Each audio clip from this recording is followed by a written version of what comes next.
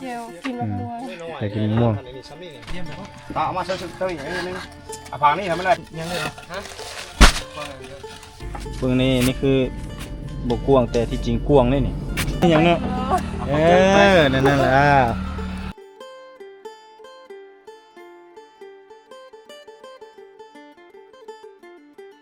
วิดีโอนี้บรรทุกพากันไปสร้างเครื่องอุปกรณ์ในการก่อสร้างไม่ว่าจะเป็นปูนแล้วก็แห่ทรายเหล็กแล้วก็โครงหลังคาอย่างมาตามหลังเนื่องจากว่าเขาต้องได้ตั้งเสาซะก่อนนี่คือทีมงานเฮาเนาะนี่เพิ่นกำลังตีแผ่นพังเนาะเพื่อจะขุดเสาแล้วก็เทพื้นให้แน่นๆแล้วก็หลังจากนั้นตื่นสมามื้ออื่นเฮาจึงจะได้ยกเสาหรือว่าย่อเสามื้อนี้ทีมงานสร้างเฮาจัดเต็มระบบเลยมื้อนี้โดยการนำพาของสร้างได้นี่ได้ตัวนี้สบายนี่วิวก็งามพี่น้องเอ้ยเคียงคู่กับวิวเลยวิวธรรมชาติสวยงามทีมงานสร้างเฮากับมา4คนแล้วก็มีเอาพอเท่ามาเพราะเพิ่นไม่ฮะไซเวียกไซสวยนิดนึง จูนี่บาปได้จูนี่ได้ไซผู้เท่าเฮ็ดเวียก โมเมนต์เนาะเว้ายอกเพิ่น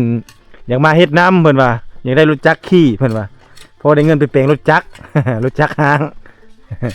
นี่เพิ่นกำลังเฮ็ดโจกเฮ็ดสวนอยู่เนาะน้ำเด้อเฮาเด้เจ้าน้อยจากสิโต้โทขอโต้น้ำลาวนี่มาอันนั้นเด้ถ้วยบ่วงเด้ล้างหยังล้างถ้วยนี่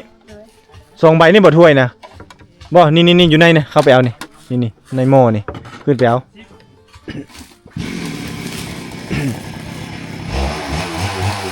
แกะเอารถของอย่างโอ้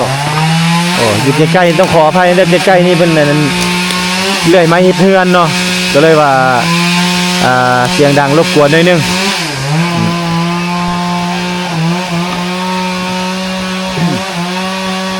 บรรยากาศพี่น้องโต๊ะก็ไปมันๆแล้วเขาคุ้มเลือกพอ โอ้ยเอาอาหารบ้านเฮาอันนี้แม่นซื้อมาแต่พุ่นเพราะว่าทีมงานเฮาก็คันเพื่อสิมาเฮ็ดกินก็หิวข้าวนี่ให้3สาวเพิ่นมาเฮ็ดอยู่เฮ็ดกินช่วยมันจัดแจงช่วยมีจักตอนไม่ออกโอเคสิบน้ำโอเค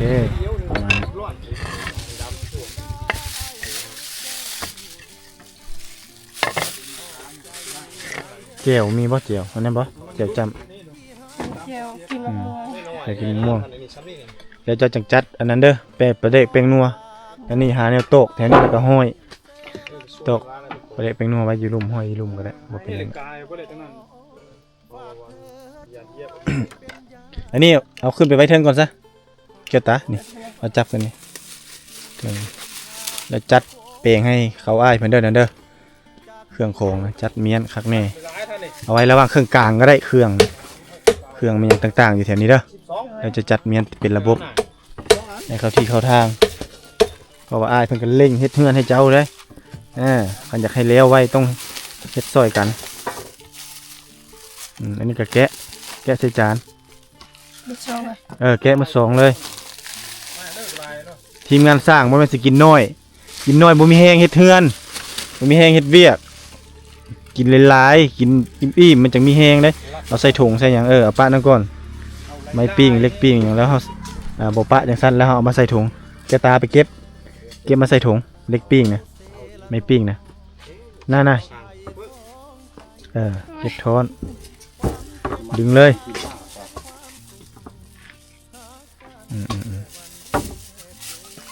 อันนั้นเลยก็ได้ดึงฮักเอาเลยก็ได้มันจะง่ายเจ้าเอาใส่ให้แกตา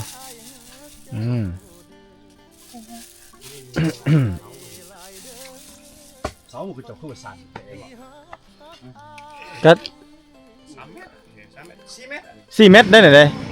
เสาเนี่ยได้หน้า15ยาว4 เมตรเอา2 จานใส่จานนั้นบ่ลืมบ่เอาใส่นี่เลยก็ได้นี่ใส่น้ำจานไก่นี่คือการใส่จานไก่โอเคเอาใส่แล้วนี่ห่อส้มมาใส่ห่อส้ม ไปซะละอันวาสนามีรถพ้นมาแกะแกะรถอาจสิดังสิน้องนิดหนึ่งเด้อแต่ก็ต้องขอโทษขออภัยนะอันนี้นี่ต้องหาบอนไว้บ่ไว้นี่ต้องไปไว้ไกลๆย่านหมดมันสิมาแล้วมันสิขึ้นบ่กินมันหูกินไวแท้เด้เผ็ดหมดนี่เด้เอาจานที่เหลือนะเอาออกไปเอาออกไปปะ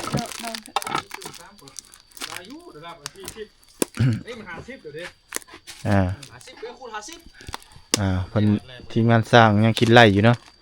ยังคิดไล่พระเจ้าบ่ฟัดเข้านะโดยโอ้นี่แหละบ่อนนึงเข้ากับเท่าเฮ็ดให้เลยค่าฟืนตัดฟืนเป็นสั้นๆสั้นๆแต่เจ้าต้องได้หาฟืนให้นำได้เด้อหาฟืนตัดฟืนน่ะผ้าเป็นบิ่งก็ได้มาซักใส่ๆนี่เอาเก็บนี่เด้บ่วงบ่ถุงยังอ่ะนะถุงบ่วงมาจัดเรียงดีๆนี่เนี่ยจื้อเด้อเพื่อนหน้าเด้อนี่อาชิโซนนี่ประมาณนี้เจลอยู่เครื่องกลางเจลนี่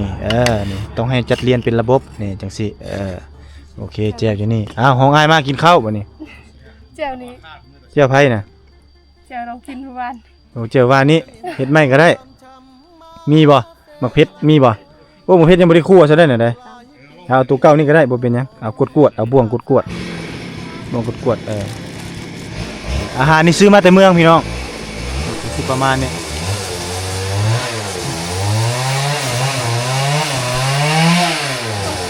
อย่างนี้ก็ไปก่อนเลย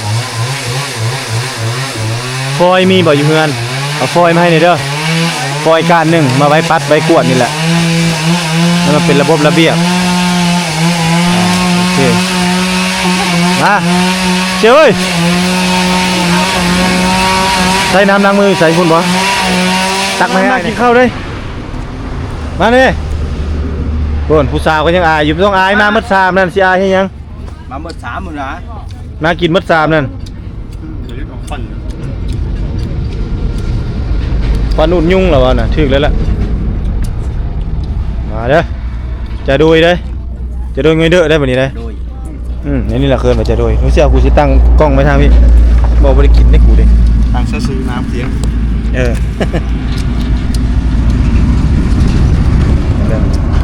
ทำสิฟังเสียงรถนี่มัดคืนอยู่นั่นนี่แหละมันกับแข็งมาไหนยัง700,000นะบ่600,000บ่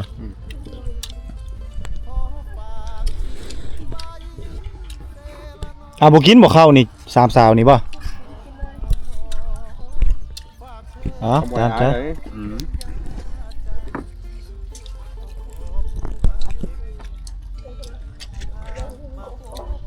มุ่งก่อนซื้อมาแล้วพี่มุ่งนะซื้อแล้วกินข้าวบ่นี่ปกติมันต้องได้นั่งอันนี้สบายดีคือปลาเขาใส่เขาแป้งทยอยมาเรื่อยๆพี่น้อง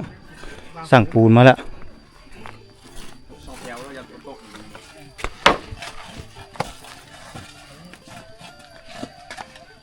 เจียวทุนันเมื่อดีกว่า2 ก้อนได้บ่เปียกบ่ได้นะสามีเนาะต่อมาเสื้อตัวอย่างนึงผักนี่ทำไม่ได้พื้นเขียวผักนั้นพื้นแดงเขาจะได้ใส่เอาไปผักกู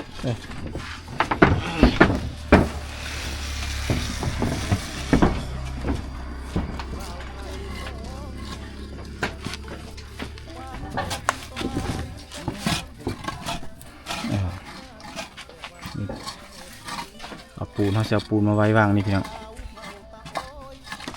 ได้แล้วยามันบูจำกูยามันไปยาบอกทำลงเลยได้6,940,000เชียวบิน2 ต้นแล้วนี่เนาะได้มาต้นหนึ่งก่อนราคาเท่ากันเลยบ่นี่10โอ้2 เที่ยว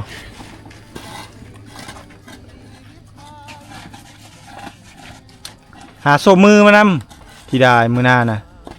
สมมือเอามาโลด เอา3 สาวมาเฮ็ดสวยมันจังไว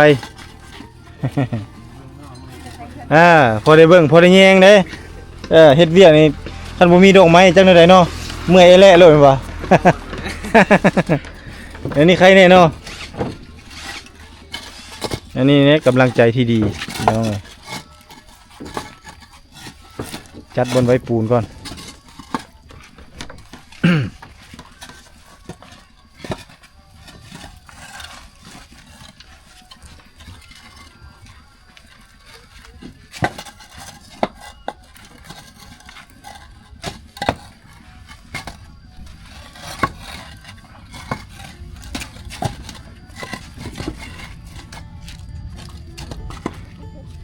ถือว่าเราก็จะสั่งเทื่อละอย่างมาเนาะเพราะว่าอันนี้เอาปูนแดงปูนเขียวจะมาไว้อยู่นี่แหละก็จะไก่นิดนึงเพอมาแต่โอ้ยระยะทางก็ประมาณ30 ปลายกิโล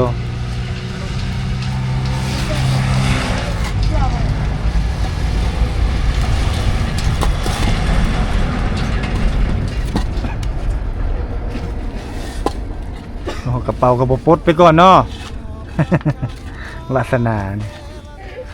ห้อยไว้ก่อนก็ได้กระเป๋านะผู้บ่าวขโมยโอ้ยผู้บ่าวเพิ่นบ่เอาดอกกันกระเป๋าเพิ่นสิเอาใจเพิ่นเอาหัวใจเพิ่นว่า3 สาวต้องทำตูบ่ถือ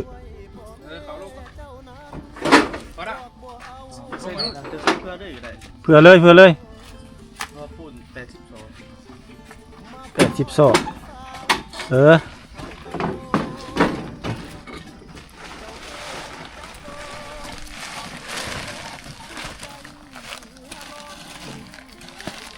ไม่ชัวร์เพื่อจะใส่ควง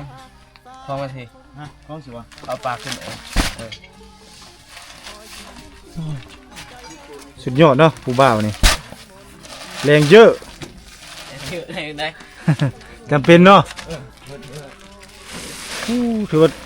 เก่งเลยนะจังเฮ็ดกระปูนนี่ได้น้ำหนักนี่50 กิโลตัวนี้แม่จะมาสิปูนในสีมังลาวสารวันโอ้มาแต่สารวันได้ตัวนี้เลยปูนสารวันปูนก็เริ่มมาพี่น้องเขียวแดงเขียวมาก่อน2 ต้นแล้วแดงมาตำลังอีก2 ต้นเราก็ต้องได้เอาผ้าบัดปกเพราะว่าย่านฝนเวลาฝนมานี่ถ้าเจ้าก็เรียนต่อไปเลยนี่เพราะว่าปูนมันมา2นั่นลีกเพิ่นเด้อ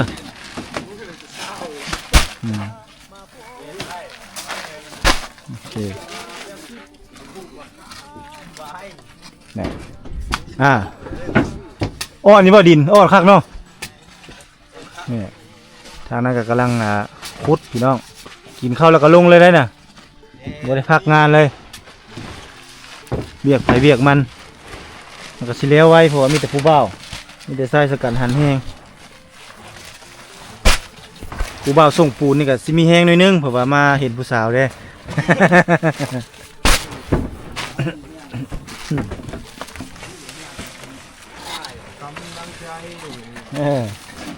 กำลังใจดีๆ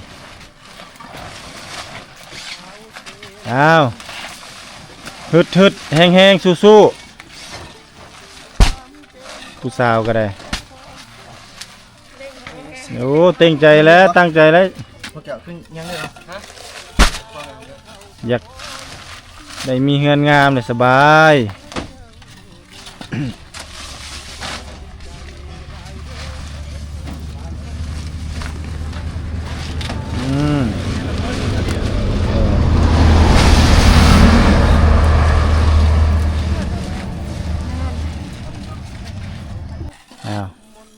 มาใส่ให้งาน3 สาวก่อนพี่น้องพอให้ทีมงานสร้างมีกำลังใจ เฮ็ดเวียกอากาศก็บดเป็นใจมื้อนี้อากาศบดแต่ว่าร้อนๆเนี่ยคือฝนสิตก เด้อน้ำเด้อว้าวโอ้ทางคุณล่ะโอ้น้องใส่เสื้อแขนยาวอีกเนาะยังคัก เฮ็ดเป็นอยู่ประจำเลยบ่อยู่นะ อืม 4 ปีไป 4 ปีแล้วเขาให้ไล่เงินเดือนบ่เดือนเท่าไหร่น่ะ แม่เนาะ เดือนเท่าไหร่จักล้าน ถ้าว่าอยู่เพิ่งสุดๆมัน8 ล้าน โอ้8 ล้านคันว่าเริ่มต้นเด้ค่าเริ่มต้นเด้ 3 ล้าน 3 ล้าน 5โอ้ถือว่าเวียกหนักพี่น้องเอ้ยฮะคันซื้อเทียบอยู่ตะแคกแพงได้ไหนตะแคกถูกได้เขาจ้างนี่เพราะว่าตะโอยเศรษฐกิจดีนี่เนาะอีหยังก็แพงอีหยังก็แพงอ้าวเป็นจะได้เมื่อยบ่ บ่เมื่อย บ่เมื่อยเนาะเอาอยู่ใกล้ๆนี่โอ้ยย่าอย่าย่างหนี้อยู่ใกล้ๆนี่สิอายเฮียงกงนี่ให้ FC เบิ่งนี่นี่เนาะพี่ประตุกไซส์เพิ่นเอามาขนบล็อกสวยนี่เนาะนี่ก็คือเพื่อเป็นกำลังใจให้กับนั่นแหละทีมงานน้ำทีมงานสร้างพร้อม แล้วก็นี่สร้างมาส่งปูนนี่ก็พอได้กำลังใจ เล็กๆน้อยๆยังโซ่อยู่บ่สร้างปูนนี่ สูตรมืด ยังโซ่มา2เนาะอยู่บ้านได้ไถเจ้าน่ะ คอยอยู่สารวัตรเมือง โอ้อยู่สารวัตรพูอยู่แข็งเลยไม่เฮ็ดอยู่พี่เจ้าเด้ คอยอยู่ปักซี่ โอ้ให้ไก่อยู่เนาะบ้าวปากเซบ้าวสารวัตรมาเจอสาวตะโอ้ยว่าซั่น ได้สาวตะโอ้ยงามบ่ ที่ไร ฮะ ประจักษ์ช่วงเลย นั่นได้บ่บ่จักสิเว้างามอยู่บ่สาวตะโอ้ยนี่งามอยู่เนาะข้างงามมันต้องหาเด้ โยกสร้างเพิ่นเพื่อให้เพิ่นได้มีกำลังใจ อันนี้ จัดใหม่ก็ได้ จัดใหม่บ่หรือว่าปัดในนี้เลยบ่ยันฮะ ถ้าเขาเอาอีกมาใส่อีกก็ใส่นี่ ใส่นี่เลยเนาะเอาตามระบบนั่นใดก็ได้ ได้เสมอ เห็นบ่สร้างเพิ่นก็จัดการให้แล้ว แต่ร่างคุณ อีหยัง วัฒนาให้คนนั้นน่ะ เนี่ยจะคนปูน โอ้ยได้แล้วไปให้กำลังใจสู้ๆเด้อผู้บ่าวสิแหละเขาเจ้าก็มีแฮงแล้ว เห็นบ่นี่เห็นเด้อแต่ขนาดเว้าหน่อยเดียวก็ยังโยปูนก็ยังตกคนรถจักซำใดความแฮงมาทันทีเลยเห็นบ่ล่ะยืนให้กำลังใจเขาเจ้าก็มีแฮงแล้ว ผู้บ่าวส่งปูนเป็นจังไดดุบ่เขาจะดุบ่ดุเนาะดุมั่นเนาะ ว่าสู้ชีวิต ผู้บ่าวสู้ชีวิตว่าซั่นแต่ชีวิตจะสู้กลับเด้อล่ะ ไปอย่าบอกจากนี้ยังมาพี่พุ่นมานี่มาเบิ้งนี่มาให้กำลังใจสร้างนี่มึงดูนี่สร้างเฮานี่ สู้เด้อ เย็นน้ำให้กินแน่เพิ่นว่าไปเย็นน้ำเอาใส่กระตุกไปมาได้ไหมอย่าอายบ่อายแนวนั้นไปเย็นน้ำใส่กระตุก วัฒนาอาย ไปวาสนาสงสัยมักมีผู้มักถึกใจแล้วนี่เนาะ เย็นน้ำให้ผู้บ่าวกินเอาใส่อันโจกผมเด้อเอาใส่กระตุกนั่นก็ได้แล้วก็เอาโจกมาให้อ้ายให้เอื้อยนี่แหละให้อ้ายเพิ่นใส่ใจพร้อม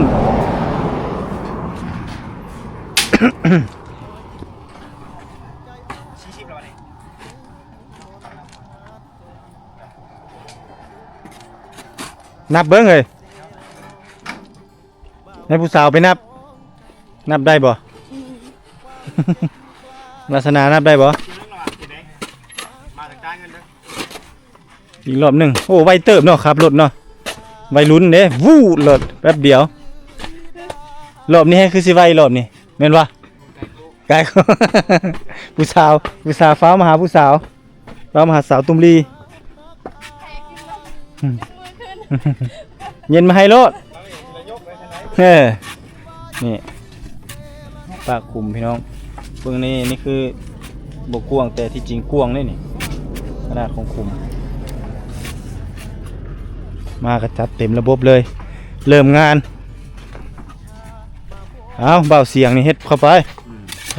ให้ได้ลูกได้เมียอยู่พี่ได้ กินตอนไว้เนาะ กินตอนไว้เป็นได้บุตัดอีบ่สวนน่ะมันสั้นพุ่นบ่ยาวพุ่นบ่ได้แล้วเนาะโอเคย่านว่ามันอันนั้นปิดหน้ามาก่อนเอาว้าวมันได้แล้วแพงโพดคันโลละแสนเอาอยู่แลนมีคนซื้อซ้ำโล150,000ครับแล้ว บ้านเฮาเลยครับเสียน แน่มึงจะเอาบ่ล่ะกินให้ยังเนาะนั่นแหละแล้วจะวีตัวนี้เด้อบัดแล้วเด้อบางเทื่อก็เจ้าก็สัมภาษณ์กันเอง นั่นนี่เป็นยังไงแซ่บบ่หวานบ่ เลยเบ้าแล้วความเสียบนี่ น่ะไปย่างไปเรื่อยๆพุ่น อันนี้เบี้ยมี จะพาไปตากล้องให้ผู้นี้ไปติดเลยให้สองคนนี้น้ำกันตลก มีจะน้ำอยู่วะมีใจวะ ใจก็มี ใช้เขาพายล้อให้มึงไปพายเลย ยันเจ้ามาเอาต่อ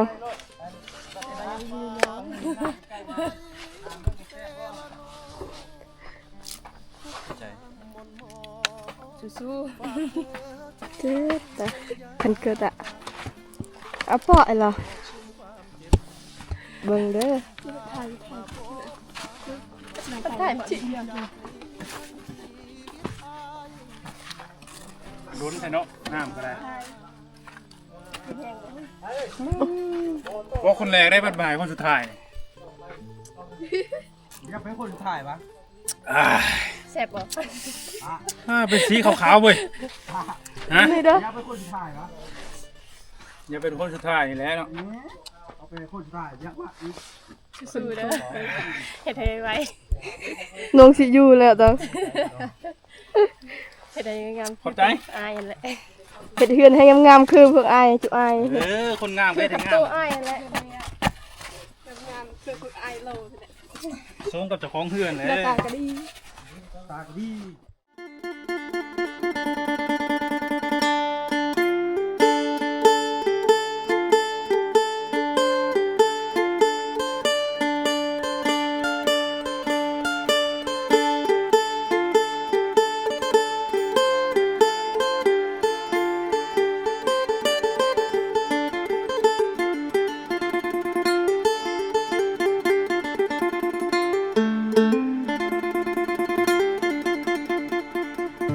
ไอหอบความช้ำมา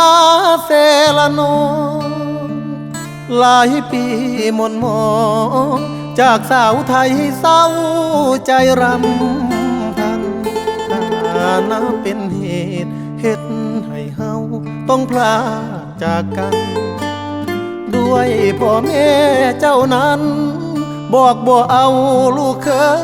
ยคนจน มาพ่อผู้สาวชนเผ่าตะโอยเจ้าเอิ้นจะโดยง่อยเด้อชื่นใจเหลือล้น เธอชื่อธิดาสาวชนเผ่าตะโอยหน้ามนหอยิ้มจิ้มใจอ้ายล้นเหมือนนิมนต์มาจนละเมอสาวเซละนองบ่าวไทยสองใจพันผูกความเจ็บกลายเป็นความสุขหากันแต่วันแรกเจอสาวเผ่าตะโอยชื่อธิดาอายหาเจ้า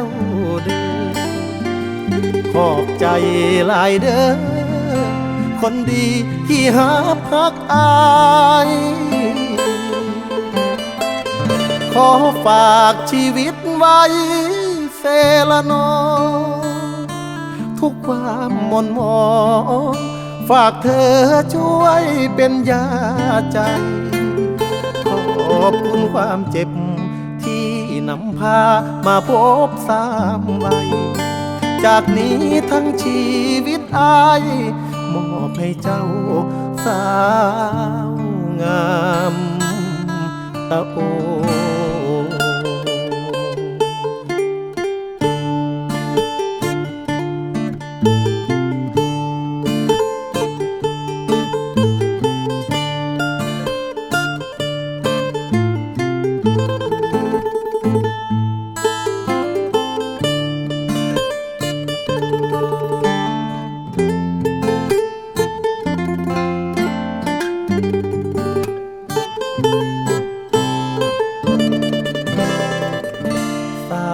เซละนองบ่าวไทยสองใจพันผูกความเจ็บกลายเป็นความสุขหากันแต่วันแรกเจอสาวเผ่าตะโอย ชื่อธิดาอายฮักเจ้าเด้อขอบใจหลายเด้อคนดีที่ฮักอายขอฝากชีวิตไว้เซละนอทุกความหม่นหมองฝากเธอช่วยเป็นยาใจขอบคุณความเจ็บที่นำพามาพบสามวัยจากนี้ทั้งชีวิตอายมอบให้เจ้าสาวงามตะโอ